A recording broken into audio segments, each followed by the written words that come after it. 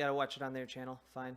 Fine. Yeah, Well, and this- doctors and families should be the ones making the decisions, not, you know, banned from certain treatments by the state in a blanket fashion. I mean, I do feel... And not trans I do feel, activists, though, because Sure, like this sure. case, we're talking about the authoritarianism of the left. If the trans And the right. activists... And the right. Well, yes. I guess the authoritarian trans activists. God damn it. God damn it. But in this specific case, I think it's the left. I doubt it's right-wing authoritarians that are shutting down Ken Zucker's clinic.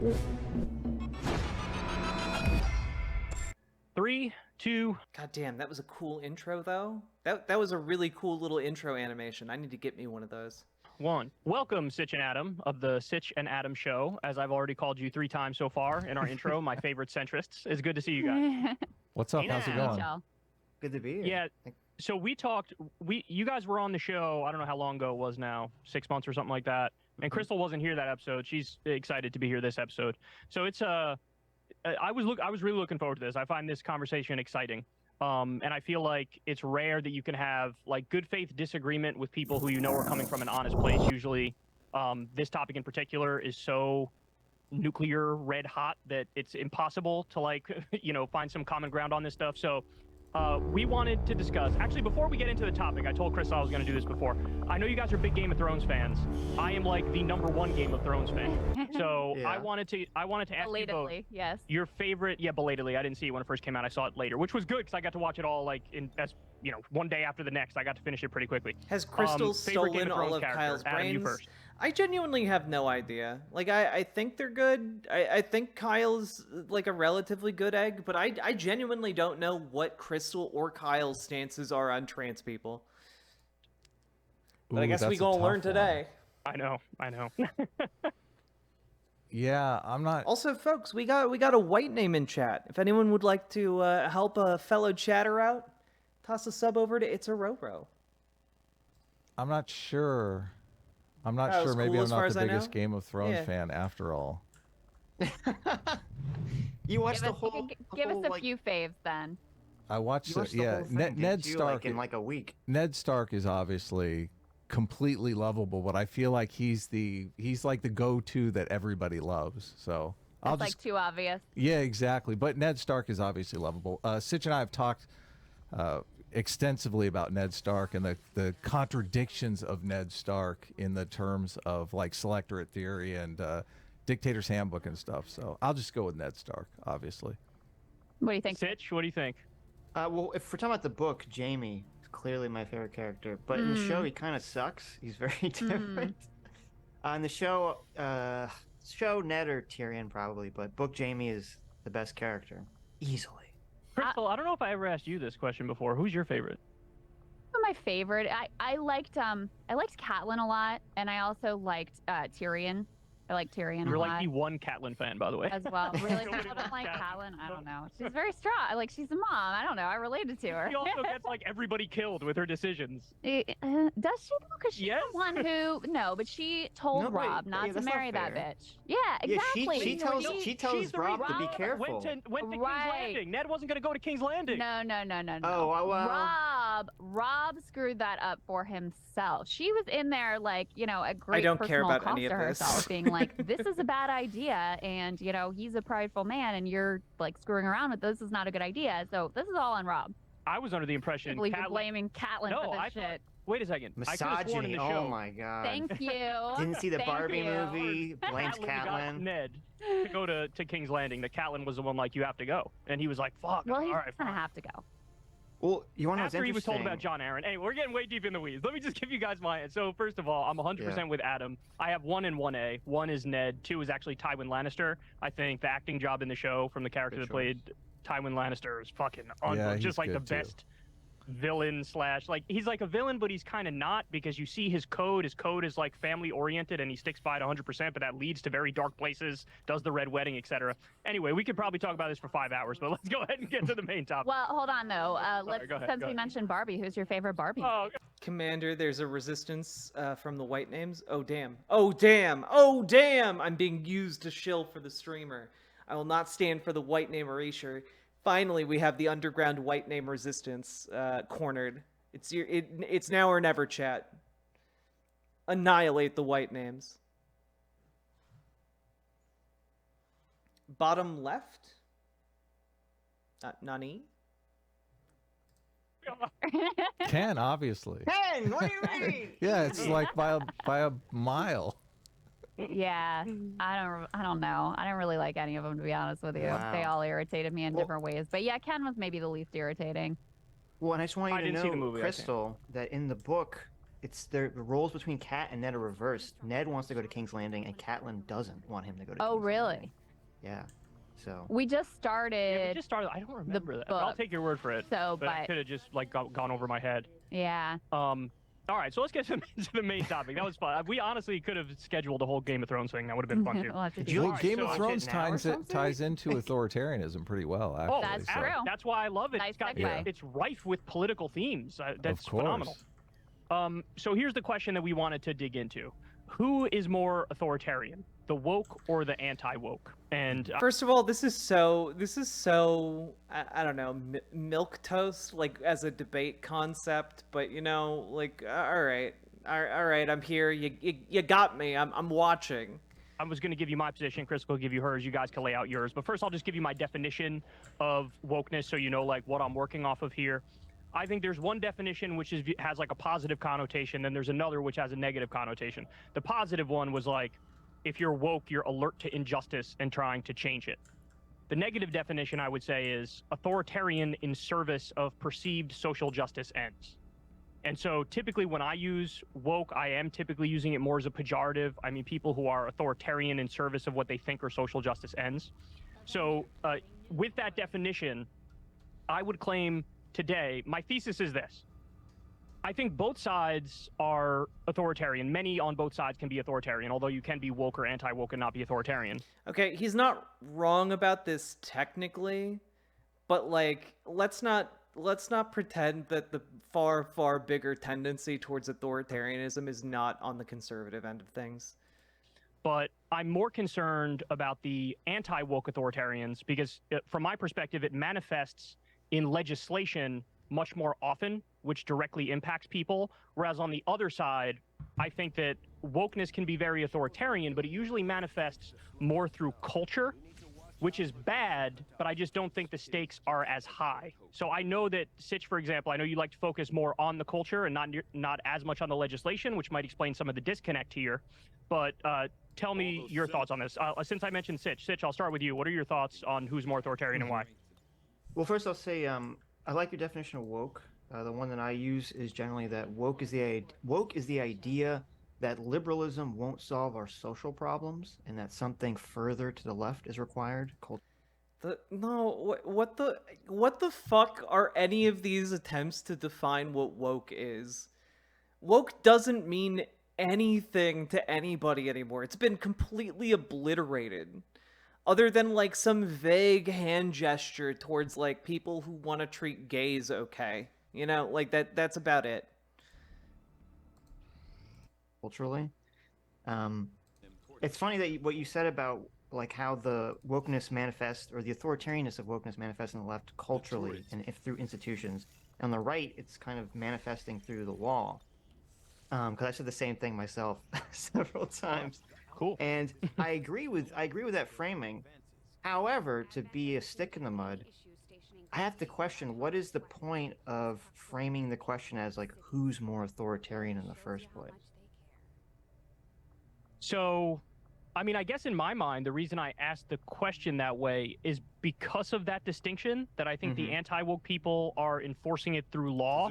So I think by its very nature, I would consider that more authoritarian because to me, the bar towards authoritarian is, are you legally imposing this on people? Well, and if I can chime in here, I mean, just in terms of my own personal journey with regards to my view on wokeness, I feel like there's been an arc where there has been huge overreach and more authoritarianism on the side of the quote unquote woke that has, you know, led to a backlash that has led to even more authoritarian tactics from the anti-woke.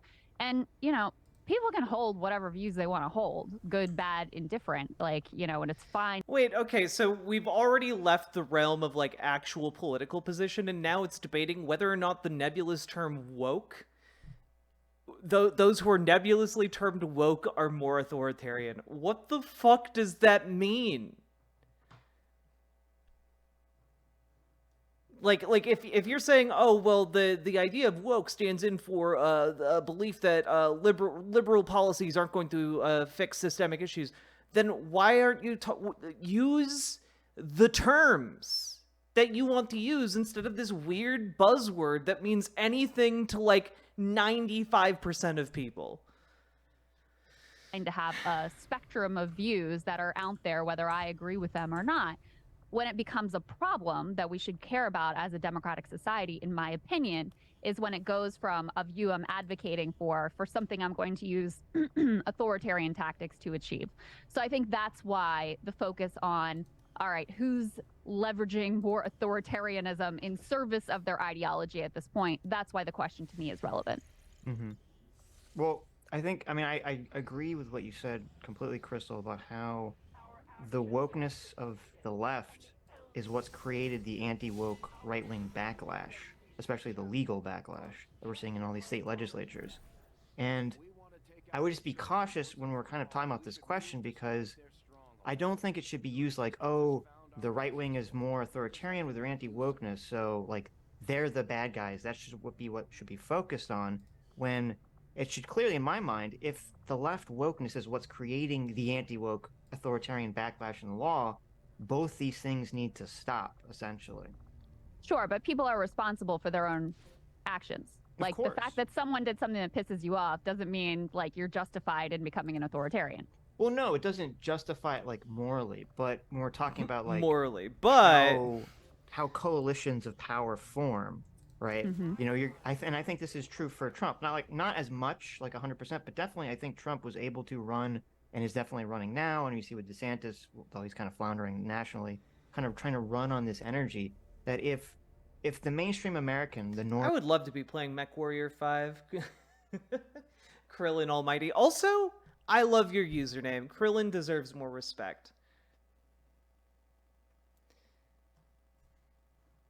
For me, the undecided voter, if they're out there and they perceive that the left has lost its mind and is crazy, then they're just going to go to the right, and they might not perceive sort of the legal authoritarianism that we're talking about.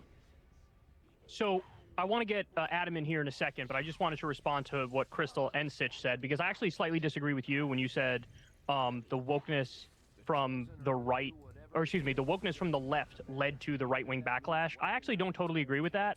I think that the right has sort of hyper-fixated on some extremes on the left, and then they just sort of act like it's the entire left.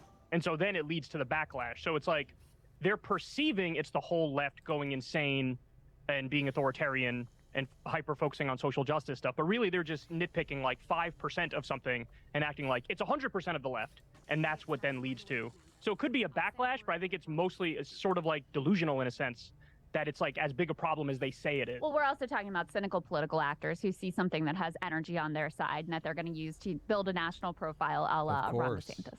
Yeah, that I totally agree with, yeah. All right, Adam, jump in. We haven't heard from you yet. Well, you pitch this problem to me, and I object to a little bit of the framing of woke and anti-woke, because, I do perceive woke as like the authoritarian left. I've never really perceived of the right, people on the right who are against wokeness as authoritarians, because you can have people on the right that are against authoritarianism on the left that aren't authoritarians, like they're not taking extreme positions on gay marriage or abortion or anything like that. You know, they're reasonable people on the right that are against what's going on the left. The one definition that has been offered of woke is that it is the rejection of like liberal policies to that the rejection of the idea that liberalism will fix systemic inequalities. This is simultaneously hilarious and incredibly stupid. I know, I bring you guys the best content.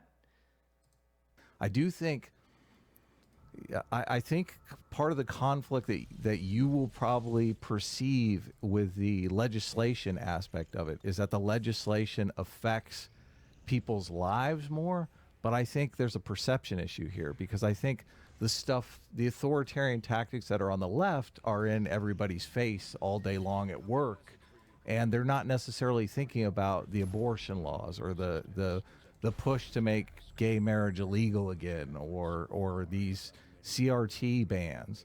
They're thinking about, I have to walk on eggshells at work and completely censor myself because I might offend somebody, or some grievance archaeologist might come along and dig up something I said on the internet 10 years ago and try to get me fired. So it's a much more tangible thing for people in their daily lives. And I think that's why a lot of times there's this big push against left-wing authoritarianism that is more present, even though you might say that it's not as important socially or legislatively.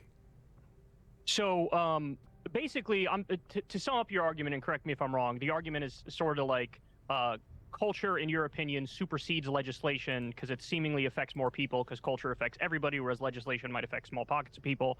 I'm not sure I agree with that for one point, but the other point of well, I mean, go ahead. You're saying that it affects more people. I mean, it does affect more people, right? Well, I would say when it legally affects somebody, that has a bigger impact than just socially or culturally affecting people. Because you could, feel bad about somebody going on a cancel culture crusade against you online, and that can suck, and I don't want to downplay that. But I think it's a lot worse when you talk about legislation going after people in a way where you used to be able to take an abortion pill in state X, and now you can't take an abortion pill in state X. But look, well, that's only going to matter point, if you need an abortion or in a situation where you think you might need an abortion. That's not the only issue where I would say the anti-woke people have become authoritarian. So, like, I broke this down into a number of different issues. So, like, book bans is one thing. We could discuss that. I think there's a lot of book banning coming from the... I think the immediate mistake here is ceding the ground to this entire conversation, to the ceding the framing of this entire conversation to... Okay, it's not left versus right. It's not conservative versus liberal. It's woke versus non-woke. Like that is immediately like a huge problem with the conversation. Anti-woke right. LGBTQ restrictions, we can get into that if you want, where there's a lot of that coming from the right.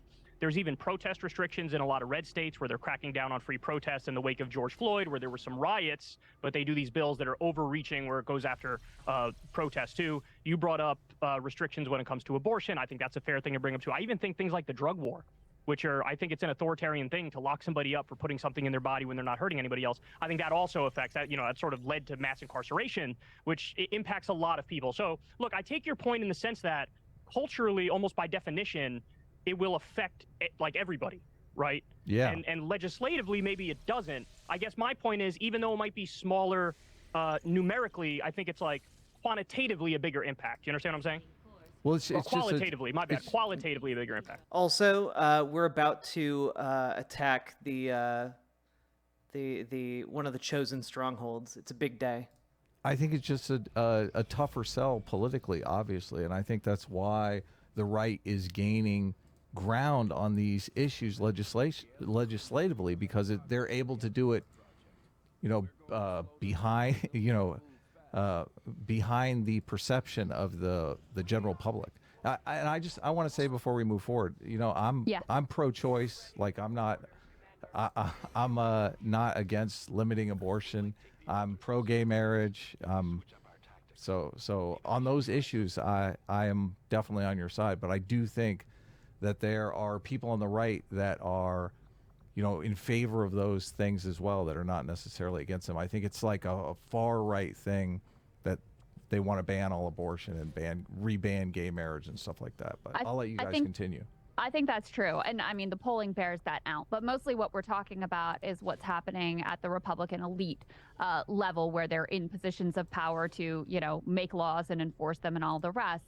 And I think what you're saying assumes that there isn't an aspiration, at least on the right, to not only have sort of authoritarian legislation that is quote unquote anti-woke, but they also want the culture. I mean, it's not that they want like free and fair exchange of ideas. There is an overt effort to, we want to be the ones to police the language and police the culture and what people are allowed to say and what sort of dissent they're allowed to have. So I'll give you a perfect example. You probably saw this. There's a whole thing going on over at Texas A&M where first you had a university president who was forced to resign because it came out basically, they changed the deal of a New York Times, former New York Times journalist who was going to be brought into the school in this prominent position. They watered it down under political pressure. That happened. Then you have another Texas A&M professor who criticized the lieutenant governor of the state and has now been suspended and is being investigated over that critique. Wow. The perfect example that I really love, which I always thought sort of said it all, is Mike Lindell, my pillow guy. Not that he's speaks for everyone, but I just thought this was sort of emblematic. He was setting up his own social media platform, and he's like, it's a free speech platform, but to me that means no taking the Lord's name in vain, no pornography. Like, it was free speech, but as I define what is acceptable. So I think there's an assumption in what you said that there isn't also the goal, and that goal is being fulfilled now, to also take control of the culture in a very similar sort of authoritarian fashion.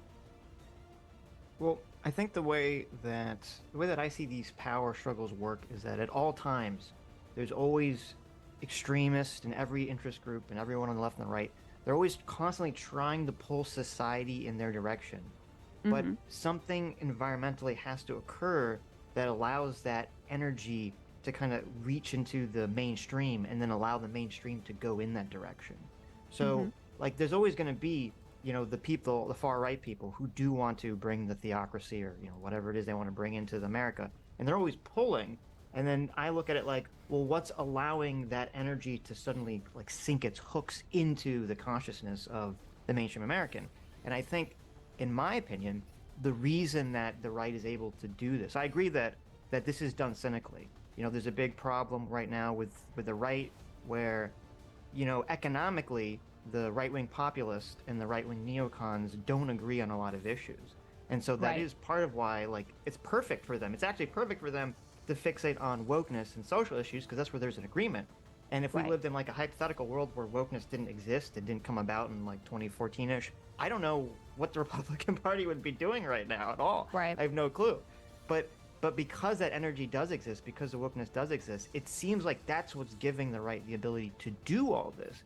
And that's kind of why, when we're talking about like the issue here about who's more authoritarian, and I don't know if you've been listening to, the Young Turks and Anna Kasparian have been kind of bringing this point up a lot recently, which is that it just seems like when the left defends a lot of these woke issues, it just keeps giving the right easy victories it just tees them up essentially for easy victories, one after the other. Can I say, one thing I'm curious about is whether you think we've reached peak wokeness, because I actually reject the idea that at this point, this is the anti-woke stuff is even working out that well for the right. I mean, DeSantis was floundering, and that was his whole thing. He just changed his strategy to put woke on as his fourth biggest issue. It used to be number one. Go ahead. He says it in like every freaking sentence. He clearly has decided like, this is the thing. And I think for part of the reason that you're saying, which is that, he's trying to stitch together this coalition of people who don't like Trump with people who used to like Trump, and people who are moderate and people who are hard right and whatever. And so he's like, wokeness, that's the place where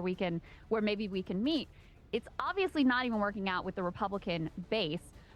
There's also some signs like a bunch of these corporations are firing now their chief diversity officer because they figured out that, these trainings actually actively make people more racist in the workplace and are not working out. And the whole thing is just a damn grift. So you've got that. You also have on the electoral side, it just doesn't seem to have the juice that the Republican Party seemed to think that it was going to. I mean, 2022, there was a lot of money that was spent on like anti-trans, anti-CRT, et cetera. It obviously didn't work out for them. And then, as I was saying with the Ron DeSantis stuff. So do you think that we've kind of reached peak wokeness and we're on the other side of that?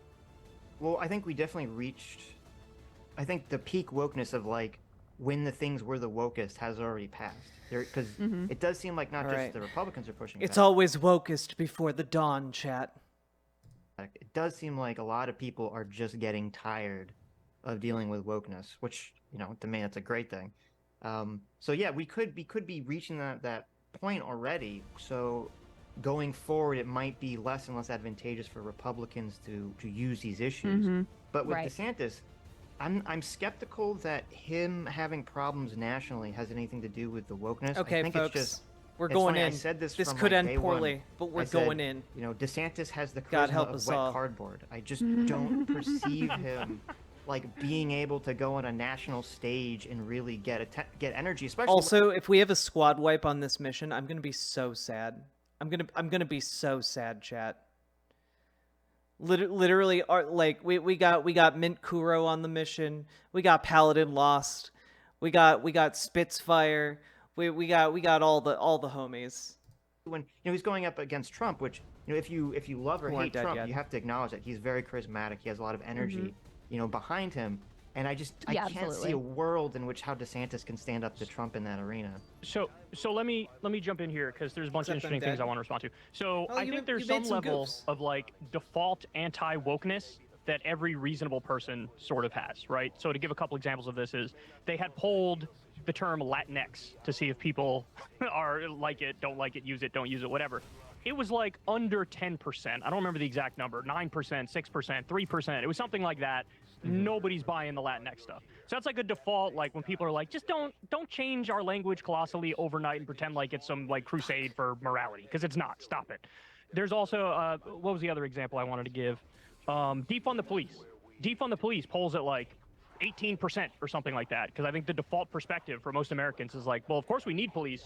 So if you say defund the police, regardless of what point you think you might be making, it sounds like I want to abolish the police and have no police. And people just aren't on board with that. So I think there's like a default anti-wokeness. But I think the problem with DeSantis and many on the right who are on this like anti-woke crusade is that they've started overreaching colossally to the point where they are using the legislation that I talked about before, which is actually authoritarian, which mirrors the tactics of many on the woke side.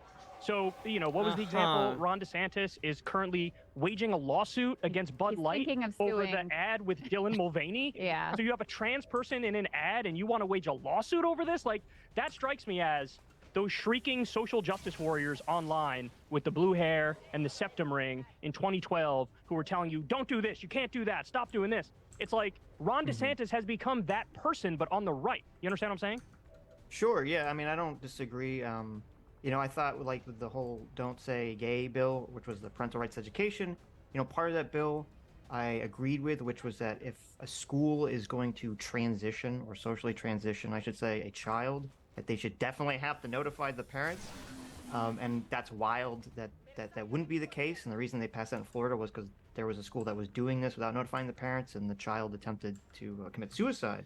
Okay, just full disclosure.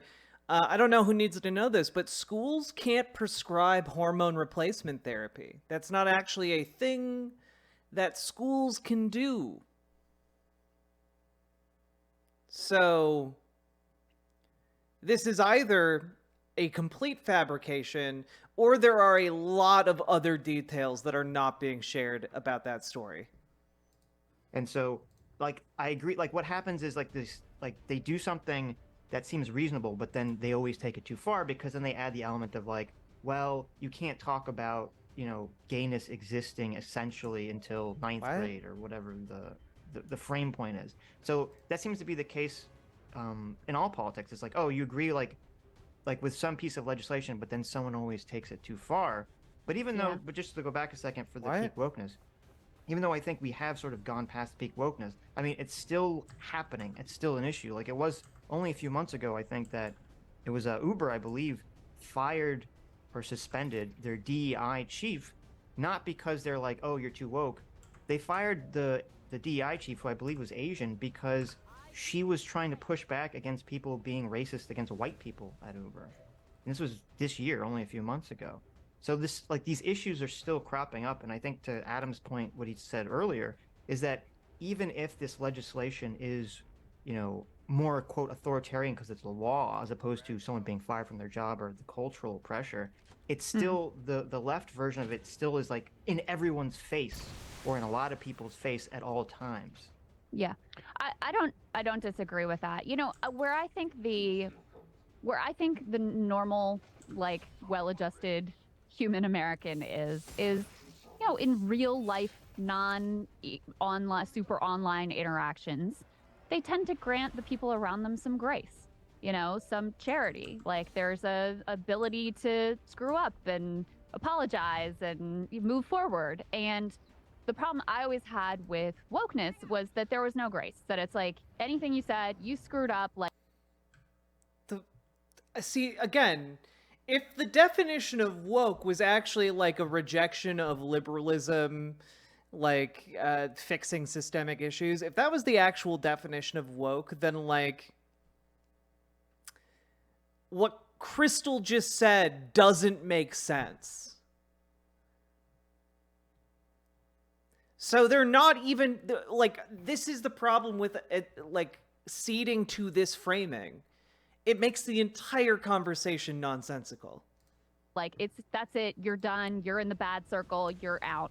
And as someone who's been a lifelong like liberal, progressive, leftist, whatever, wherever I was on my own political arc, like that's a polar opposite of the way that I viewed the world. I always felt that people should be granted that charity, that there should be redemption. Even if you committed a heinous crime, I thought, if you've paid your debt to society and you can reform yourself, I always believed in that vision of grace and charity.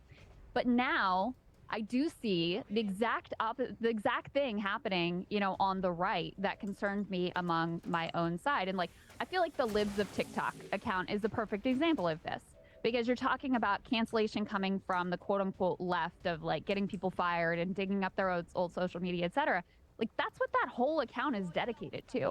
Finding someone who's saying something that is weird or can be taken out of context to seem weird, hunting that person down, ruining their life, putting it in front of as many people as you possibly can. And it's not an accident that that account has become like a huge success on the right at this moment. I mean, that is literally the same cancellation tactics that were so decried when they were used by people who were, on the left, now being deployed by large and at this point powerful account on the right. Isn't the left though always separates cancel culture into cancel culture and accountability culture? And I have I look at cancel culture as trying to cancel people over things that are, untrue, basically digging up evidence of racism, sexism, or homophobia that's kind of on the line, borderline, and you dig into the person personally and you find out, well, this person's not really a racist or a sexist at all. They're just framing this person as a racist or a sexist to cancel them, which I think is completely different than kind of the Libs of TikTok situation, where they're oftentimes looking at people who are in positions of power, like teachers and administrators, who are saying and doing things that really are clearly this person's belief system, and trying to put some accountability on that person. So it's odd. I don't know how you can say that based on like one TikTok that like, nope, this captures the entirety of this person and their ideology. Like, if there's a gay pride flag hanging in a classroom, that's a scandal. Like, should that really be a scandal? Well, if there's an American flag in a classroom, I'm fine with it. Why gay pride flag? I'm fine with it. It doesn't seem. Jetsy Sussy, if your testicle looks like a human being's head, immediately contact your doctor. And if you are just coming from the doctor, go back and get a refund, because they did you dirty.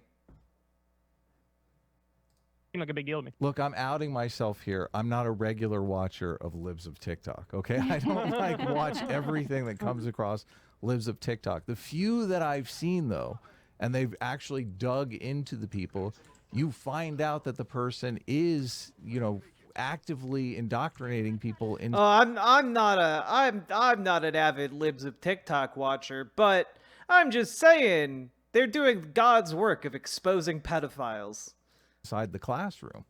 So it's not just a apparently innocent remark, or a teacher that used the N-word in class to say that using the N-word was wrong, and then this person is being mischaracterized as a racist. I guess this is a person who actively believes in LGBT acceptance, and they're out there promoting that in their classroom. So, but okay, LGBT acceptance, I think, is fine to teach in a classroom, because it's like, hey, people are different, accept that people are different. I agree that there might be a line where Man, I can't believe Anna Kasparian went on this show. It was like, oh yeah, they're God damn it. Like, went on this show and he's like, yeah, they're indoctrinating children to believe that homosexuality is fine. And it's like, yeah, and? it's like, this is inappropriate that you crossed over. But my whole point about the anti-woke crusade is that it The has now very anti- clearly gone way past the anti-woke line. crusade. So there's this report that comes out every couple of years, this PEN America report on book bans. And the book bans have been really skyrocketing, and I think it's a direct result of this sort of moral panic. I hate coming to from the right. Go interrupt. ahead. I hate to Yep, go interrupt, ahead. but Yep. I object to the framing of this as a book ban when you're talking about a book that is available anywhere outside of the school library. Like, it's just saying that this material is a little bit too racy for a school library. So it's not, they're not So- banning the books by any means. Well, so here's my point, though. A lot of the stuff are not over any line whatsoever, and I can give you examples where you'd agree with that. I mean, if you want me to give you a couple examples here, this is from The Hill in April. Quote, in an Ohio school district, officials recently intervened to prevent their children from hearing author James Tharp read his book, It's Okay to Be a Unicorn, during a school visit. Illustrated with bright colors and rainbows, the story is an imaginative jaunt about a unicorn pretending Yeah, to... like what under what circumstance does Adam here think that like a ban happens? This guy is hiding his power level. They're both hiding their power level so hard, dude. Like I asked the first time that I saw them, like, oh, are these guys Nazis? Like, what's their deal? And it's just like, you know, I'm not saying, look, it's not a book ban. They just think it's a little too racy for the schools. Like, what justification do you think is usually given for banning books? What justification do you think that Nazi Germany gave for banning books? Oh, well, these books are just too racy for the children. You know, they'll be infected with the social contagion of gay homosexual degeneracy. Like, that's what they said. And Adam's just like saying it in like a softer tone, you know? to be a horse who has to summon the courage to reveal his true identity. The book, ostensibly about accepting our true identities and not being afraid of standing out, was prohibited after a single parent complained that the book and author had a gay agenda.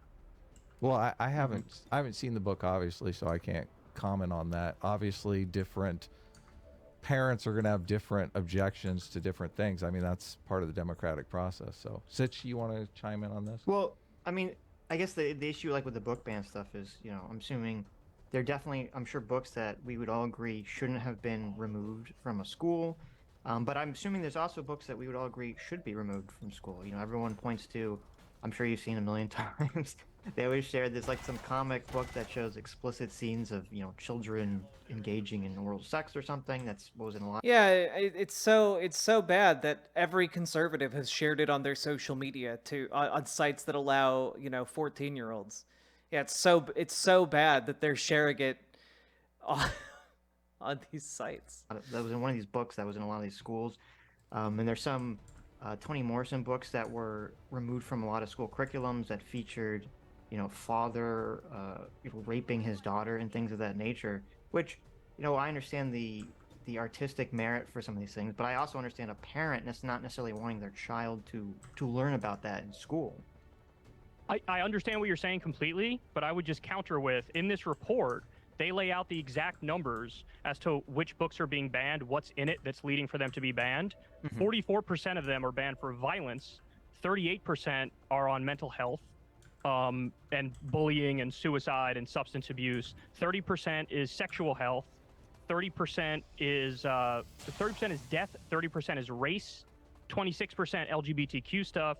They only say it's a total of 24% is about like sex stuff. The other stuff is like violence, mental health, you know, things involving death or teen pregnancy or whatever. So it's really like we're trying to, like, you know, baby these kids who are coming to an age where they're going to have to start learning about not only crazy things in the world, but also, yeah, about their own bodies. I mean, I don't know about you guys. I started getting sex education in 6th grade in New York. And even that maybe felt like it was a borderline, like maybe they should have done it a little earlier, because you were already starting to experience some things. I mean, these kids are all on the internet. Like, let's be real. Yeah, of course. Like, you know, we have kids, right? What's in the school library, which, by the way, they're never even going to look at, is like the least of my concern with my Yes. children's upbringing.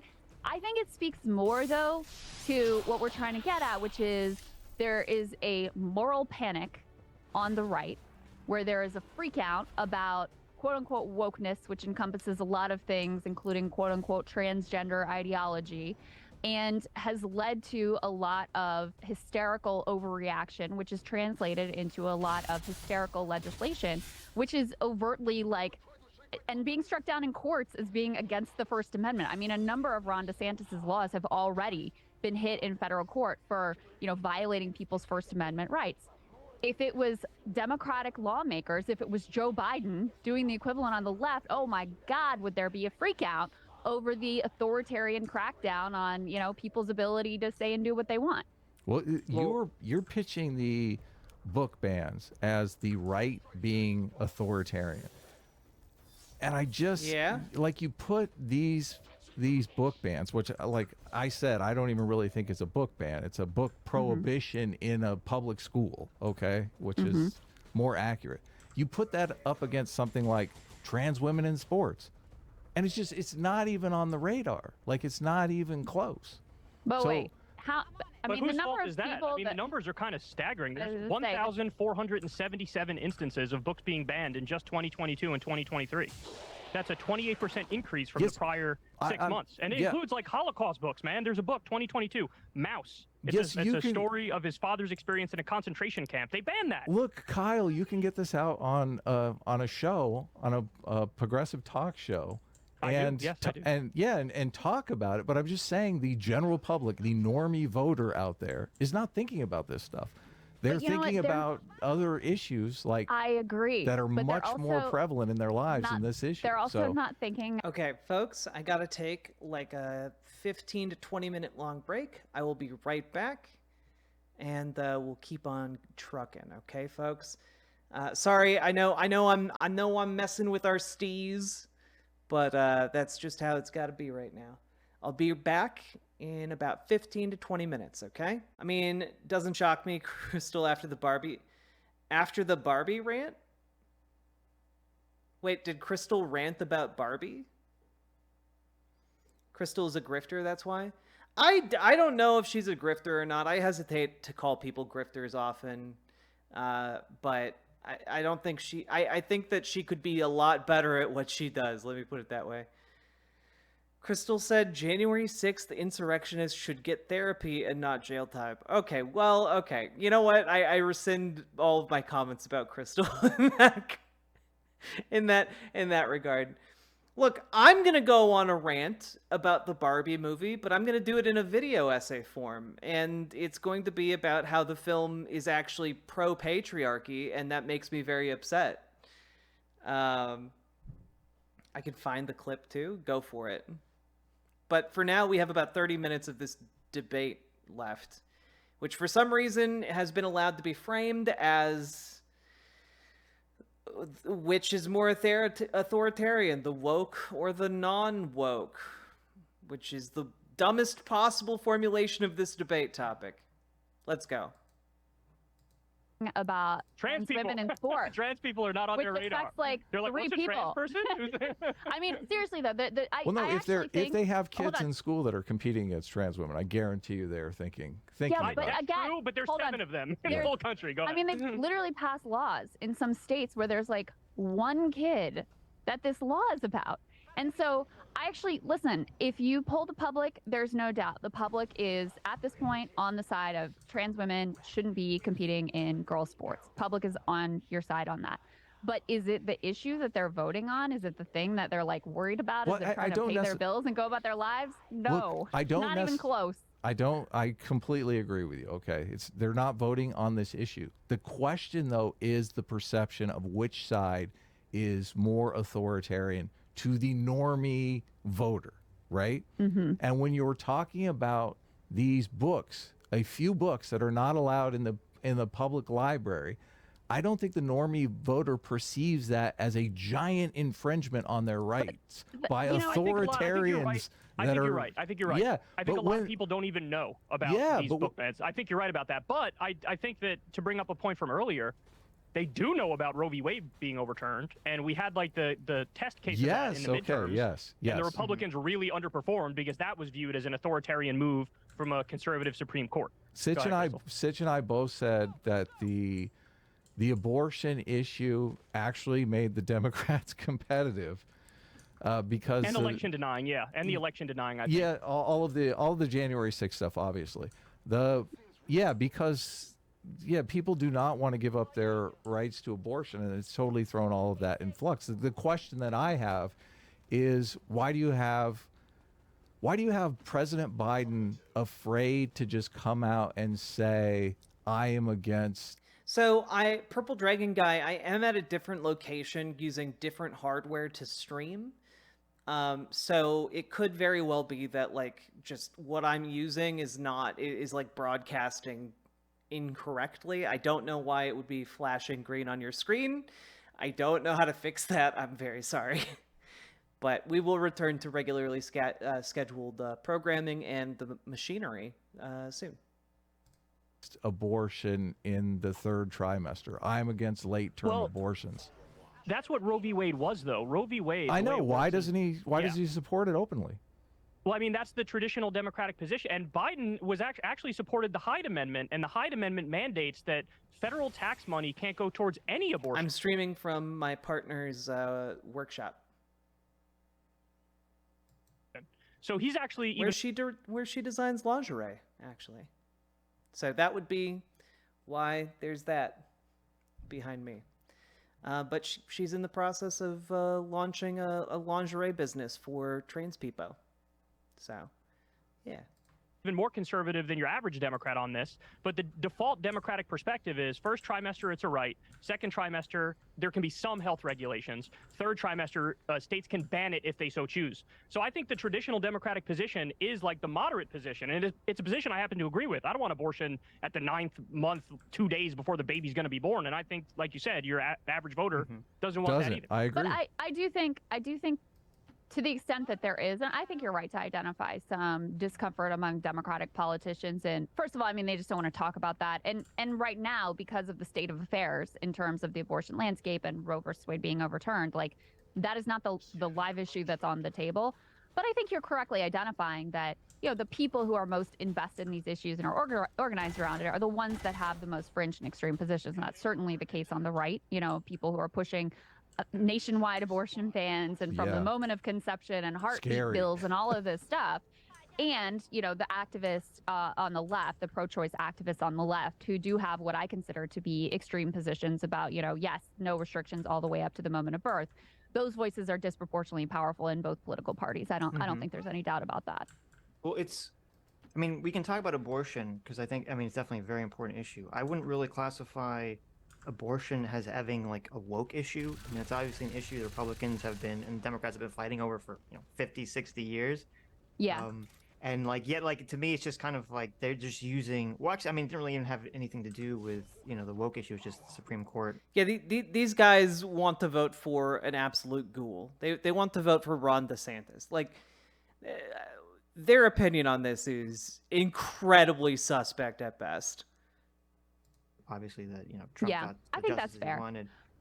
But just on the abortion thing, it's okay, I think Purple the Dragon problem Guy. is kind of like we what all have Adam was fried laying brains out. today. There was a hearing on abortion where the Democrats had invited some experts to speak about abortion, and none of the experts that they invited would be willing to come out against third trimester abortion bans, which is a huge optical mistake for the Democrats. Because this was all the Republicans were playing. They were just playing clips of these, people testifying to Congress that were terrified of advocating for a third trimester abortion ban. And then I think there's something like 9 states currently that have abortions with no restrictions at all. And so the problem is, like, when we talk to right wingers, because we're both, pro-choice, but within limitations. When we talk to you're both pro-choice, but you're gonna vote for Ron DeSantis. Yeah, Ron DeSantis, a guy who's pledged to obliterate abortion. Sure, bud. Right wingers, all they do is they keep saying, the Democrats want abortions with no restrictions. And I'm like, I don't think that's the average position, because I don't think it is. But then they just point to these, 9 states that are doing this. And that's kind of the weird question is, and I think Joe Biden should come. I know he has in the past. I don't know if he's going to do it, this election. But I definitely think that Joe Biden needs to kind of lead on this issue, or some Democrat needs to lead on this issue and say, listen, Well, I think we're in favor of pro-choice, but it has to be, within reason. Hillary actually debated this with Bernie, and it was It's one of the very Jover. few areas where I agree Hell more yeah, I with love Hillary the than attitude Bernie. wrestling So I with do the think news. Democrats, even in the modern era, this is a position that they're repping. But I'd also point out that there are even more red states where they want to ban it from literally the moment of conception. So I think Yes. that to the extent that there's some extremism on this issue, I definitely think it's on both sides. I think it's more on the Republican side, but I don't think, to your point about the book bans too, I don't even think your average American knows about this portion of it. I mean, I have the poll numbers in front of me right here. The most popular position in the country is abortion should be legal under certain circumstances. This is a Gallup poll. That's the most popular position in the country by far. And then you have 13% of the country say it should be illegal in all circumstances. And you have 34% who say it should be legal under any circumstances. So, like, the country, I think, is squarely in that reasonable range on this issue. But also, I would disagree with everybody here in the sense that I do think abortion and I do think some of these other issues that we wouldn't normally put in the wokeness bucket, I do think they actually belong in there. I agree that they're not colloquially viewed as in there, and I'm like the only person saying this, but I think that anything in the realm of social issues, whether it's cultural stuff or legal stuff relating to social issues, I think all that belongs in the wokeness conversation. That means book bans, that means LGBTQ things, that means, whatever, fill in the blank, abortion, that means anything that could impact people's social lives. I think we should talk about it in the context of abortion, because any sort of authoritarian restrictions on those things, I think, is an overreach. Well, and I do think, abortion, in my opinion, was probably the most central issue in terms of the midterm election. It sounds like you guys agree with that as well. But I think it ties into a whole basket of issues where it just felt like Republicans were way too out there for normal voters. And, one of those areas where I think Republicans have now really overreached in terms of the center of gravity in conversation and legislation is on, gay and trans issues. There was the initial conversation. You can even see this in the evolution of Ron DeSantis and how he talks about this And Matt stuff, Walsh, right? all these guys. The initial conversation was like worried about sports, which public is, on the side of being worried about sports. Now, you could argue how important that issue is, et cetera, but definitely majority position. Worried about, kids and transitioning. Complex issue, very complicated. American people feel wary about this. There was like sort of solid ground there. And the framing of this for DeSantis was around parental choice, as we were discussing before. But now it's gone way beyond that, where it's, by the way, for some, increasingly vocal and also as embodied in some legislation, even adults, we're not sure we really want to let them transition, or we want to throw as many roadblocks as we can in their way. And that's where you lose the American public, because American people are like, listen, you're an adult, go do what you want to do, be you, live your life, make your choices. Who am I to say? Who am I to judge how you want to live your life? And then there's also been this, it sort of felt like the whole gay marriage situation was settled after Obergefell. Republicans just kind of were like, all right, I guess we lost this one. We're moving forward. That increasingly seems to be back on the table, as there's much more conversation about, no, actually, we don't accept gay marriage, and we're, opposed to people being gay, and we think it's degeneracy, groomer, et cetera, et cetera. So on those issues, it feels like there has been a real creep in terms of the rhetoric and the actual positioning. And I said, DeSantis is a perfect example. So when he first starts talking about the quote unquote don't say gay bill, it's all around parental choice. Well, now that he's running for president in a Republican primary where he's decided he wants to court the hard right, his campaign team is spinning up these videos touting how anti-trans he is and how he's the most anti-trans candidate in the race, which is obviously very different than how he was selling all of this before. Yeah, I'm completely against all of that stuff. Like I said, I support gay marriage. I was against the ban of gay marriage in California. I think it was Prop 8 when it happened. Like, it totally disgusted me that California would do something like that. But I have to go back to what Sitch said about how, the cultural landscape really is both. It really disgusted me when the Republicans I voted for tried to ban gay marriage. Disgusting. Yeah, sure. Extremes on the left and the right are looking for an opportunity to pull their side further in their direction. And on the gay marriage thing, I'm completely against it, and I agree with what you're saying about how, the Matt Walshes of the world have suddenly put gay marriage back on the table. But I do think the the left, the Democrats, especially with their kind of blinders on to the potential downsides of They're talking about back in the day. Yeah. of some of these affirmative care treatments for children, have opened up an opportunity for the Matt Walshes of the world to do that. Yeah, because the Matt Walshes of the world definitely wouldn't have done that if trans people didn't want to do sports. Yeah, they never would have attacked trans people then.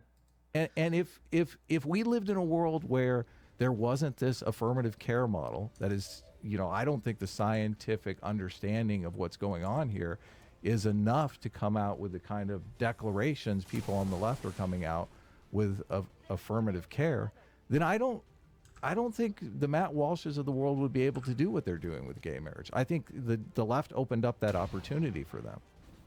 So, all right. So let me respond to that. So, like Krystal said, early on in this debate, it was framed around like, hey, man, look, we're just trying to protect kids. Right. I don't think you should be genitally mutilating children or whatever. This was the line that they were going with. But over time, that was like mission creep, and eventually got to the point where people like Matt Walsh and Michael Knowles had effectively admitted, even for adults, I don't even really think this should be allowed. I interviewed Jordan Peterson and asked him straight up, like, do you think,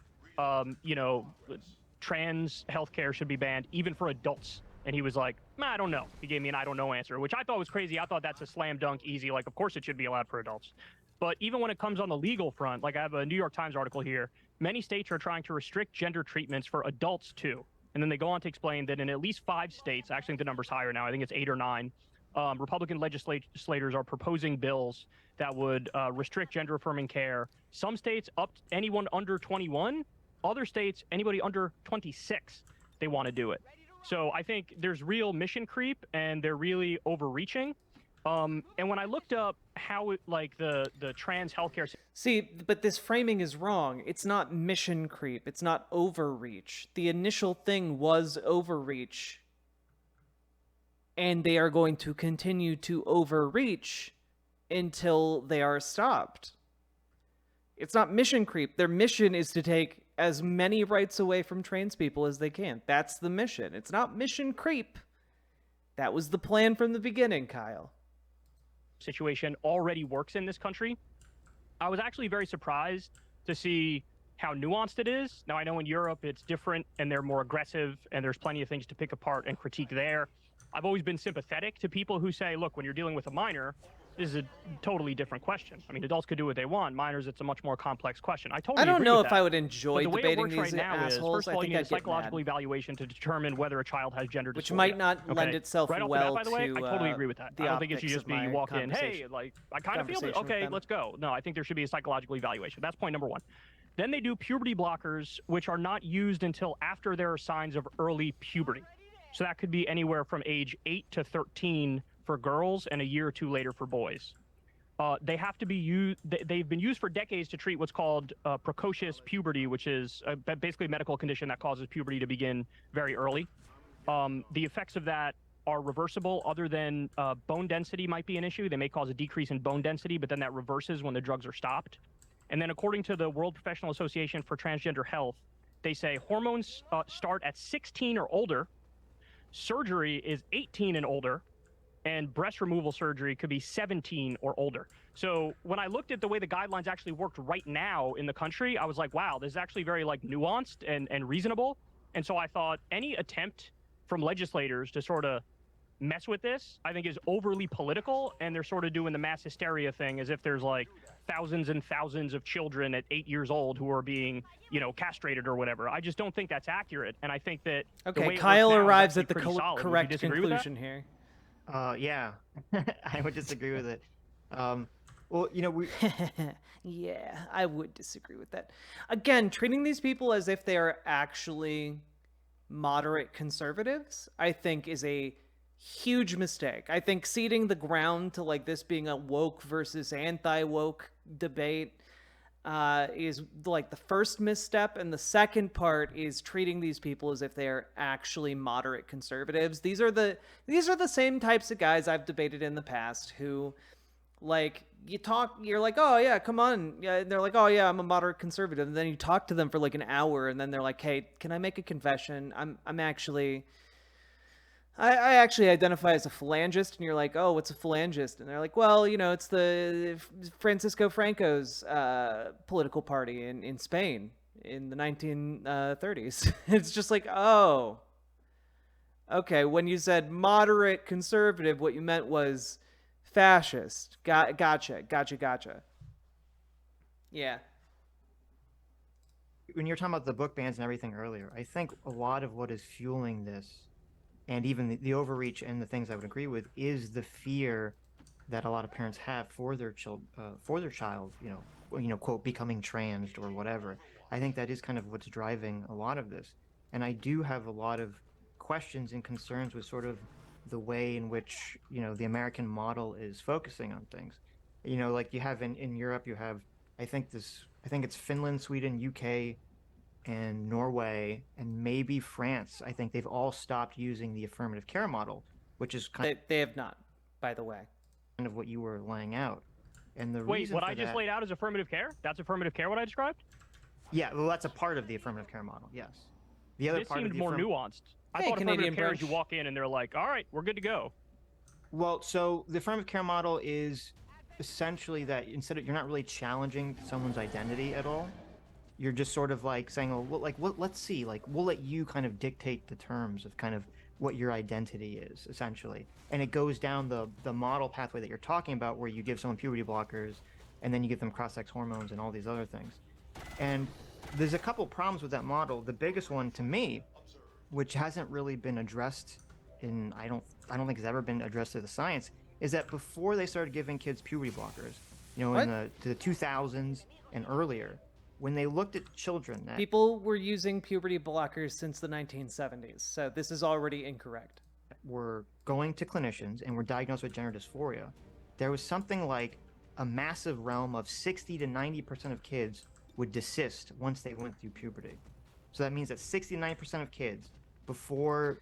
Also, this study he's referencing, the desistance was lumped in with simply not returning to the clinic with no follow-ups, meaning that some of these patients would just go to other clinics, or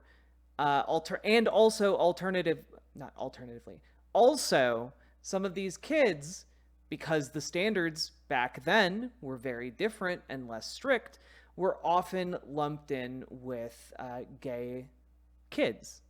But standards are different now than they were back then, because gender dysphoria is better understood now than it was back then. Yeah, also the desistance was before puberty blockers. Yeah, before they were even on them. They gave kids puberty blockers would be identified as having gender dysphoria, and then when they went through puberty, those feelings of gender dysphoria would go away. But then once they start giving kids puberty blockers and cross-sex hormones, that number drops to like somewhere in the realm of like 10 to 20%. And so to me, that's very troubling, because you're like, well, wait a minute. We don't want to have a situation where giving the kids puberty blockers, having them socially transition, is preventing a natural desistance for children who have gender dysphoria or believe they have gender dysphoria. And this question hasn't really been answered in American medicine. And not only that, but even in I think in Canada there's a doctor named Kenneth Zucker who, I mean, this is a doctor who literally worked. I think he was the head of the APA's work group for actually writing the guidelines for gender dysphoria for children in the DSM-5, and he had a clinic where he was doing non-affirmative care model treatment, which was basically what everyone used to do, and it got shut down essentially by trans activists who were saying that he was doing conversion therapy, and he got fired from doing that, and he actually even was able to sue the school that fired him for defamation and won, because he wasn't doing, quote, conversion therapy. So let me get Krystal in here. I just wanted to point out the first thing that I came across when I tried to figure out, hey, how is this done in the U.S. right now? The very first thing, and I could send you the PBS article if you want that goes into detail about all this stuff, is they say you need a psychological evaluation to determine whether the child has gender dysphoria. Yeah. Which sounds to me like they'll say, How hey, you if doing, don't have Canadian it, Brunch? no, we're not going to give you the treatment, which is something I agree with. So I don't know if what you're saying is I don't support the affirmative care model and this isn't the affirmative care model, but whatever you want to call what I just described, that's the thing that I think makes sense, and that's the thing that I would agree with. Go ahead, Chris. But to me, this all misses what to me is the bigger question is who should be deciding these things. Because I don't think anyone here will disagree that the science is, science is oftentimes complicated, contradictory, nuanced, varies case by case depending on the person. And so do you want doctors and families to be making these decisions, or do you want like Sarah Huckabee Sanders to be making these decisions based on the politics of the moment and what she thinks that, her Republican base is going to want to see? Or trans activists. Because obviously you had Ken Zucker, who is a clinician in a treatment facility who should be making the decisions. I think we would all agree. A scientist who is literally shut down by trans activists. I agree with that. Well, and he was able to go to, I don't know anything about this case, by the way, but you said he was able to go to court and win. So it seems like, well, he's able to win defamation. He's still, he's still not being able to do scientific research is what we need. Yeah, well, so I don't know anything about this case either, but as you're describing it, I agree that it's sort of egregious. It sounds like we're all coming to, ironically, the enlightened centrist. Yeah. Yeah, look, this is the moderate conservative playbook. Make sure that you know something niche enough that your debate opponent won't know about, and so then rely on their charitability to essentially be like, oh, yeah. Well, I don't know anything about it, so sure, you might be right. He was doing fucked up shit in the clinic. Yeah, he was. He was, like... The guy they're talking about is like, basically a monster. Position here, where we're saying... Also, you both have computers in front of you. Google the guy that they're talking about.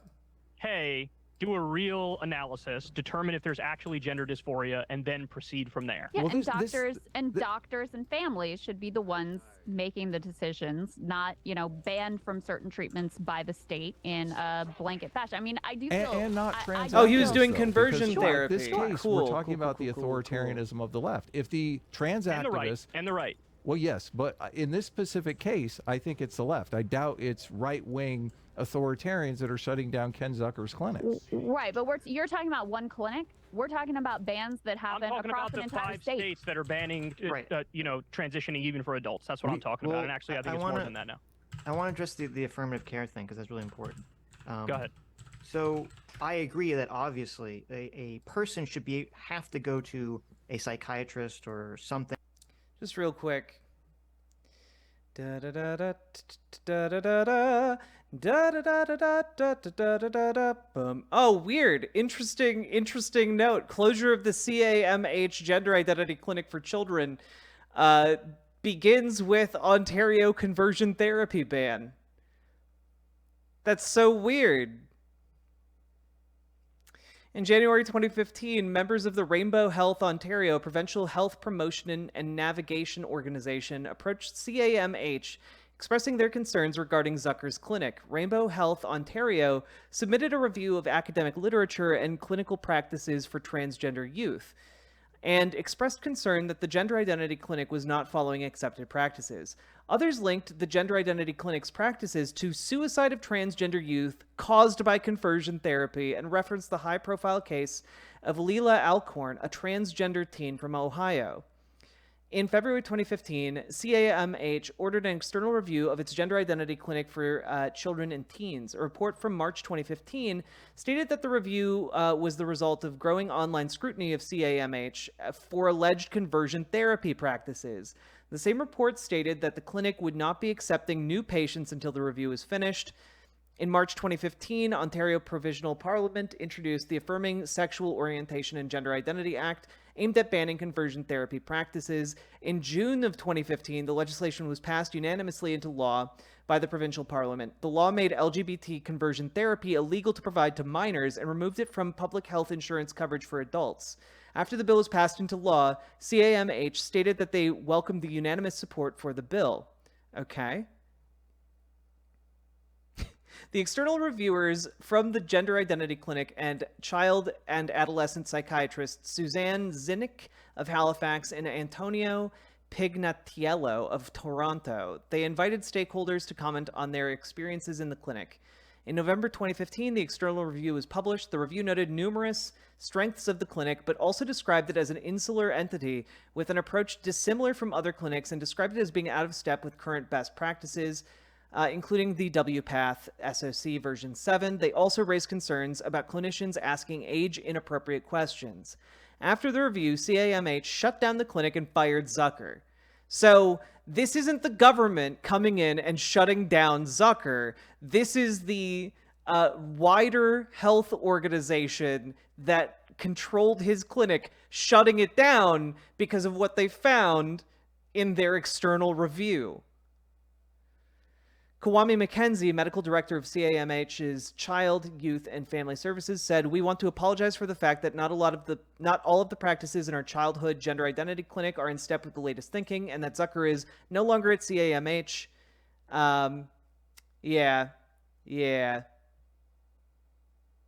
McKenzie said that Zucker's treatments were against the center's guidelines. Prior to the review, he stated that there existed two schools of thought on such therapy for children under 11 among professionals.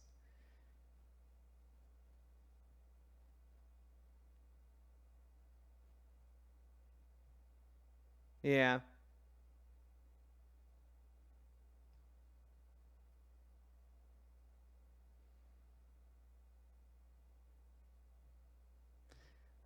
Cool. Yeah, that's like, okay, yeah, cool. Thing of that nature to get. I don't know, man. Just if you don't know anything about it, you got a laptop, just fucking Google it. Diagnosed with gender dysphoria.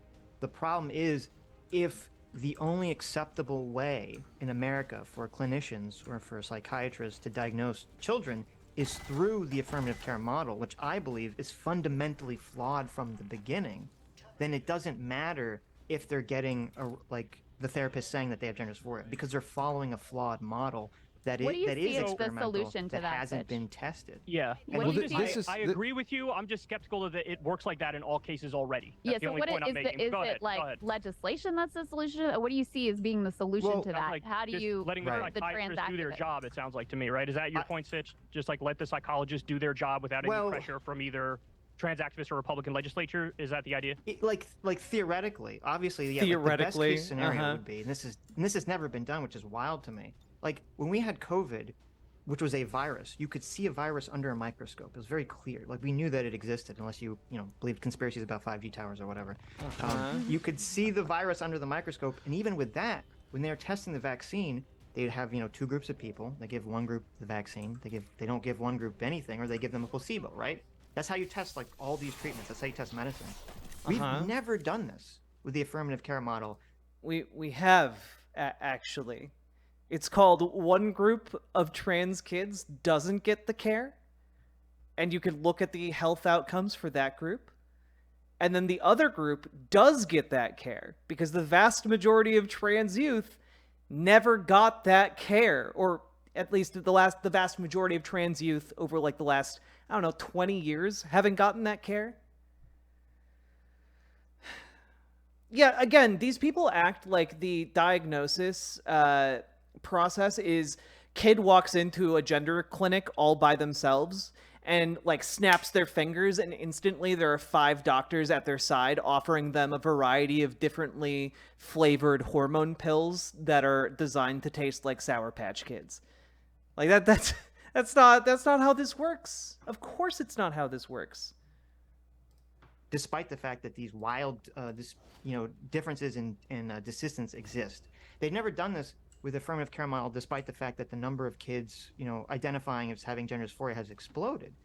And to me, that seems so irresponsible that we're just basically doing this treatment that's never been tested in some kind of, placebo group, control group study. And we're just accepting that this is supposed to be the case. So I agree with you, like theoretically, I would hope that the medicine and that the doctors could do this on their own. But the problem is, if they're not doing it on their own, what do we do? Yeah. Do we just kind of sit there and try to pressure them socially? Or do you need the government to kind of say, whoa, we need to do something about this? So But what's your answer, then John? what law would you put on the books? Only 16 and up can get this treatment. Only 18 and up. Like what law would you propose? I mean, unfortunately, because I think that gender dysphoria is real, and I do think people are essentially born with it, and I do think kids can have it, but I think that the false positives are going to end up outweighing the true hits, and so I do think that they should probably have a at least a 16, but probably Really, what I gotta ask, what's the evidence you have here about all these false positives? Because the evidence we do have of people regretting going through transitional care is that over 99% of them do not regret it. So this is absolutely just a lie. We have that evidence already, and that evidence shows that you're wrong. an 18-year-old ban on giving kids puberty blockers and anything like that. Yeah, I think our core disagreement is that I don't agree that the false positives are going to outweigh the real positives. So that's like the core of our disagreement. But I see what you're saying. Go ahead, Because the detransition rate is so low. Yeah, that's true too. Go ahead, Yeah, Adam. but the thing is with the detransition rate, like when they talk about the detransition rate, they're talking about people who, like from the long-term studies, who most of them transitioned as adults, or they transitioned before the affirmative care model was in place. We don't really have long-term studies for people that are going through this current. How is the affirmative care model different from the model that that was able to like treat kids? Again, this is like boogeyman level thinking. Oh, it's scary because it has a different name. No, it's just you're asking the kid, questions about their gender. They show consistency over the course of several years. You then allow them puberty blockers. The puberty blockers give them more time to think about it. Then they start taking HRT, or they stop taking puberty blockers and just go with their natural puberty, or they go with the hormone replacement therapy, puberty. And then, we know what happens because we have a bunch of people in their 20s now, and maybe early 30s too, who've been through this process, and 99% of them do not regret it. Jesus. Yeah. So in other words, Therapy method. We'll see. I mean, look, my thoughts have always been, if you're somebody who's just like latching onto this as an identity and it's just like a phase you're going through, that's not the kind of person who's going to end up chopping off their dick and balls. But right? That's the way I generally look at it. You say that. Good, well but- put, yes. Kyle. Very strongly, I say that. I know, Very but- strongly. There's a lot of the ideas around social contagion have been very well studied, and we've seen that there's been a massive amount of social contagion in something like What a great way for Kyle to phrase that when talking about children. suicide, which is more extreme than removing parts of your body. Or we've also seen this has been repeated with in the 90s and in the 80s. There was a panic around people getting false memories, where they go to psychiatrists and they go through hypnosis or whatever, or just by talking to psychiatrists, and they'd like, oh, I remember all these memories of being sexually abused as a child by my parents. Or there was another thing where there's a panic where all these people thought that they were part of some sort of satanic ritual, and they could swear that they had been in a cage in kindergarten and that they had witnessed people do all these satanic rituals. So and then even before that, there was this whole panic where like the numbers of people identifying as having multiple personalities exploded because a couple movies came out that were like really focusing on multiple personalities. So and then it's also just, we know, with like the placebo effect. So just the idea, like, yes, there's going to be a lot of people that can definitely go down this pathway, especially. And here's something But I think they'll socially transition. Again, this is our core disagreement. I think. Ah, yes, so many evil doctors. Do you think though that maybe there's a big difference between like investigators of a crime and how they might treat children versus like,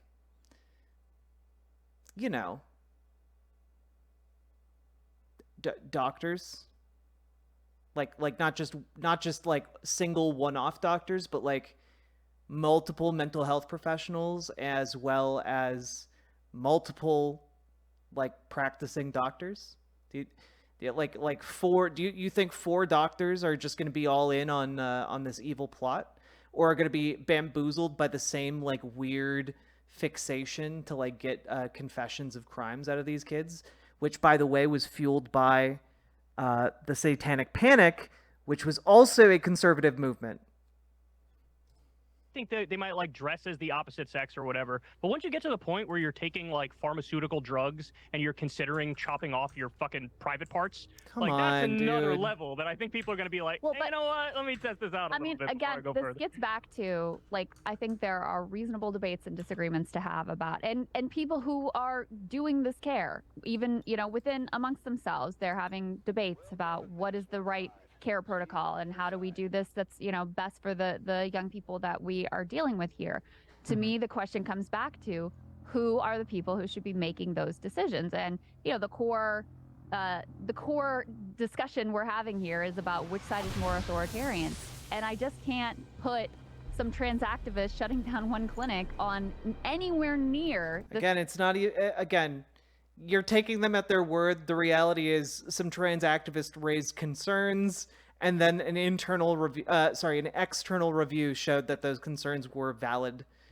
So yeah, then the clinic was shut down by the agency that ran it. So same level as entire states for political reasons telling doctors what they can and can't do. So a lot of there's these. Go ahead, Sitch. well, okay. So another thing that's kind of troubling is that before the affirmative care model came out, and before kind of like the craze, the trans craze, if you want to call it that, like recently has sort of started. Trans craze. The number ratio between girls and boys having gender dysphoria, it was like 4-to-1 boys. So there's 4 times as many boys as girls identifying as trans and having gender dysphoria. And now the number is 1-to-1.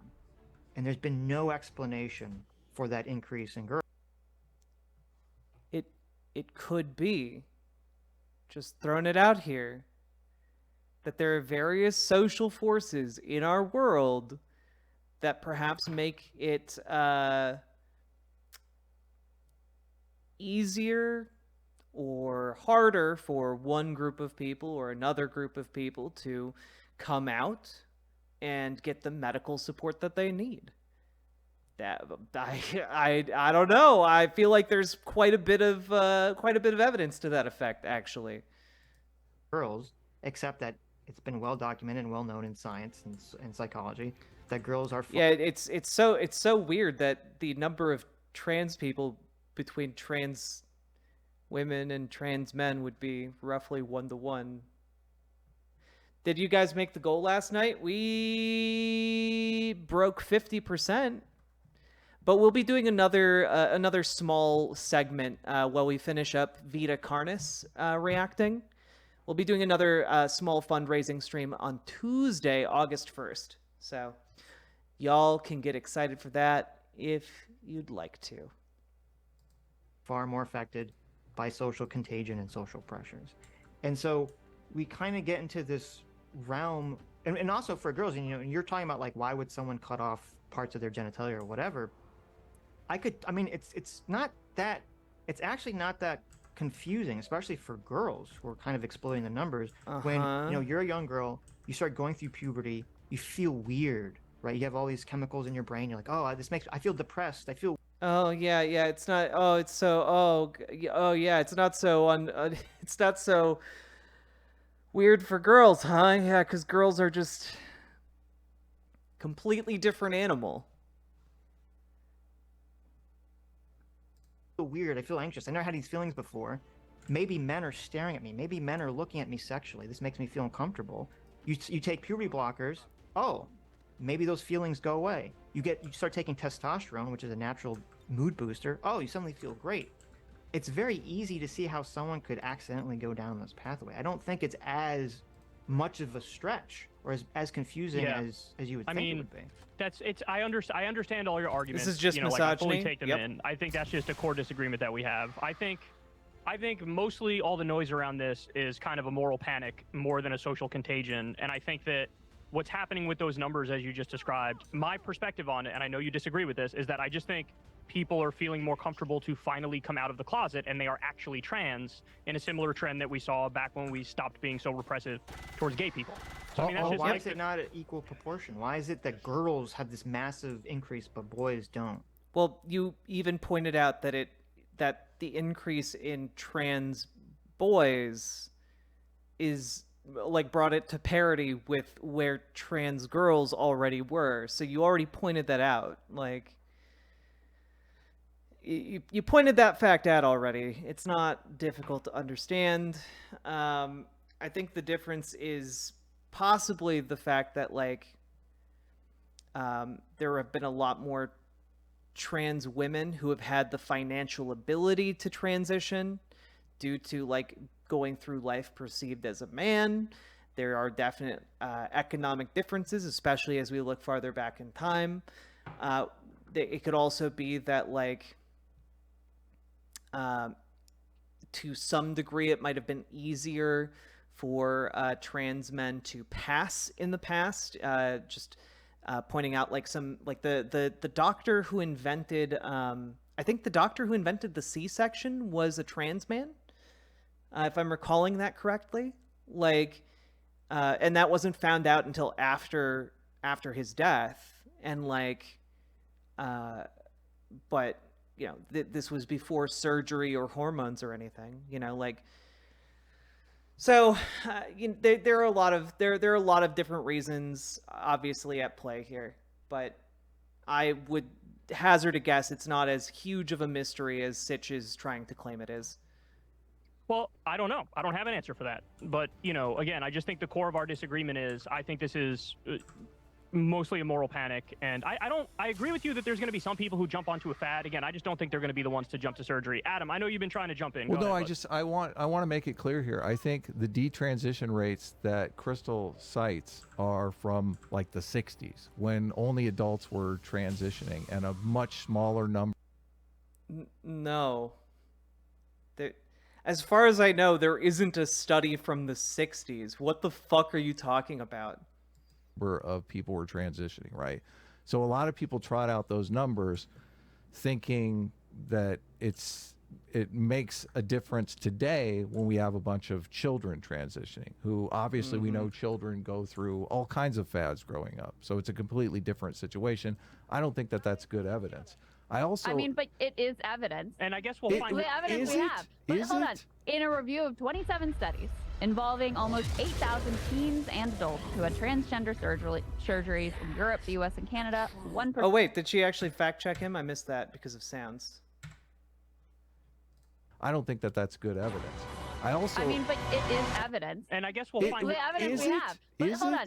In a review of 27 studies involving almost 8,000 teens and adults who had transgender surgeries in Europe, the US, and Canada, 1% on average expressed any regret. For some, that regret was temporary, but a small number did go on to have. I mean, damn, this is the best thing said in this entire debate.